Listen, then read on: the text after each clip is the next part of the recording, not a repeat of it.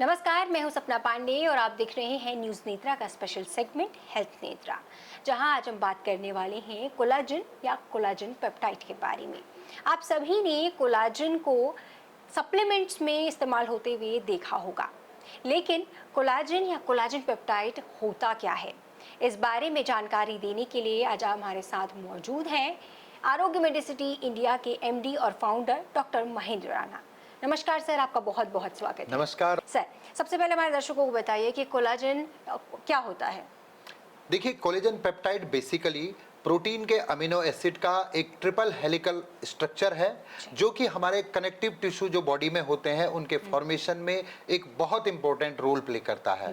Collagen peptide जो कि एक प्रोटीन है, चाहे वो बोन्स हैं, चाहे वो हमारी स्किन है, चाहे वो हमारे आईज में रेटिना है, या हमारे लिगामेंट होते हैं, टेंडन होते हैं, जहाँ पे भी कनेक्टिव टिश्यू की जरूरत होती है वहाँ पे कोलेजन पेप्टाइड की भूमिका बहुत महत्वपूर्ण हो जाती है। जी सर, इसके ये कितने टाइप का होता है या इसके प्रकार होते हैं? बिल्कुल, कोलेजन पेप्टाइड जो है 20 से ज़्यादा प्रकार का होता है, और कोलेजन पेप्टाइड में मेनली जो है जो 90% कोलेजन पेप्टाइड है वो टाइप 1 होता है, और टाइप 1 से हमारी जो स्किन है वो बनती है। इसके अलावा जो हमारे सॉफ्ट टिश्यू में जहाँ पे कनेक्टिव टिश्यू की जरूरत होती है उसमें कोलेजन पेप्टाइड टाइप 1 होता है, और दूसरा जो होता है वो टाइप 2 होता है। टाइप 2 में क्योंकि जो मिनरल्स हमारी बॉडी में होते हैं, चाहे वो कैल्शियम हो, मैग्नीशियम हो, पोटेशियम हो, फास्फोरस हो, उनकी मात्रा कोलेजन पेप्टाइड में ज़्यादा होती है, और इससे जो हमारे फर्म कनेक्टिव टिश्यू हैं, जैसे हमारे बोन्स हो गई, हमारे जॉइंट्स हो गए, या हमारे लिगामेंट या टेंडन है, कुछ मसल्स में, ये टाइप 2 प्रकार का होता है। इसके अलावा भी अलग अलग टाइप के जो है कोलेजन है, और 20 से ज़्यादा कोलेजन के टाइप होते हैं। जी सर, इसका हमारी बॉडी में क्या यूज़ या क्या रोल होता है? जी, जैसे मैंने बताया कि कोलेजन पेप्टाइड एक बेसिकली अमीनो स्ट्रक्चर का कनेक्टिव टिश्यू का निर्माण करता है। तो हमारी बॉडी में जितने भी हमारे, चाहे वो जॉइंट्स हैं जहाँ पे कोई दो अंग आपस में कनेक्शन हो रहा है, दो अंग आपस में जुड़ रहे हैं, ऐसे सारे स्ट्रक्चर, वो बोन टू बोन जॉइंट होता है।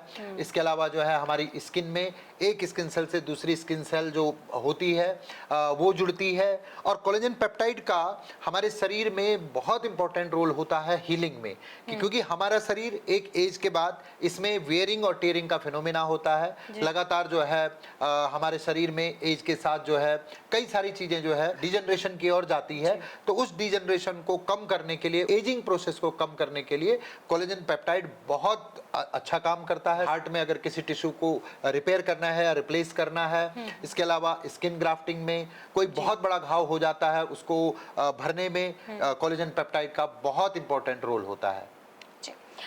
सर, कोलाजन और अब कोलाजन पेप्टाइड दोनों में क्या अंतर है?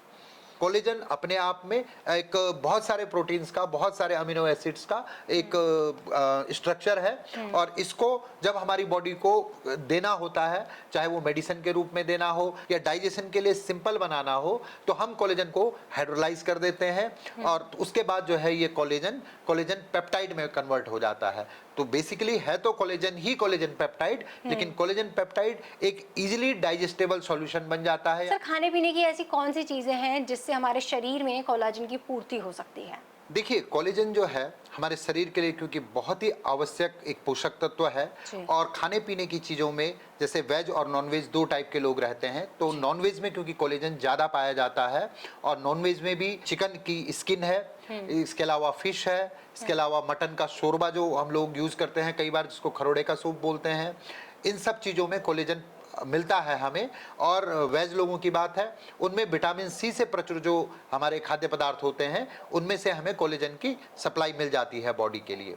लेकिन एक समस्या ये आती है, खाने पीने वाली जितनी भी हमारी जो नेचुरल चीज़ें हैं, उनमें केवल 11 प्रकार के जो इसेंशियल अमीनो एसिड हैं वो तो हमें कोलेजन पेप्टाइड के लिए फूड प्रोडक्ट से मिल जाते हैं, लेकिन हमें क्योंकि टोटल कम से कम 20 प्रकार के अमीनो एसिड्स चाहिए होते हैं, जिससे एक अच्छा कोलेजन बन सके, अच्छा कोलेजन पेप्टाइड बन सके, तो उसके लिए कई बार हमें सप्लीमेंट की जरूरत होती है।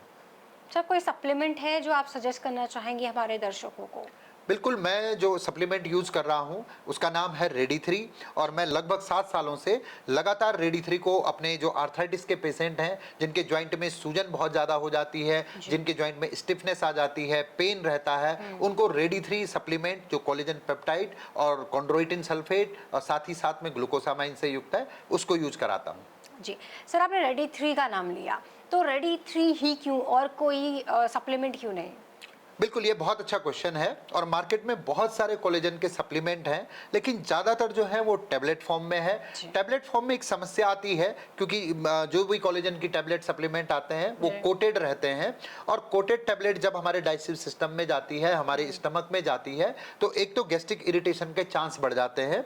दूसरा जो है उनकी जो बायो अवेलेबिलिटी है, यानी कि जो हमारे पाचन तंत्र है उससे अवशोषण की जो उनकी क्षमता होती है टैबलेट फॉर्म में, वो केवल 30 से 40% होती है, बाकी वो वेस्ट चली जाती है। जबकि जो रेडी 3 जिस सप्लीमेंट के बारे में बात कर रहा हूं वो लिक्विड फॉर्म में है और क्योंकि 50 साल के बाद जो है हमारी डाइजेस्टिव पावर में थोड़ा सा कमी आ जाती है, तो हमें सिंपल स्ट्रक्चर में कोलेजन पेप्टाइड चाहिए होता है जिससे शरीर को ज्यादा से ज्यादा कोलेजन पेप्टाइड मिल सके।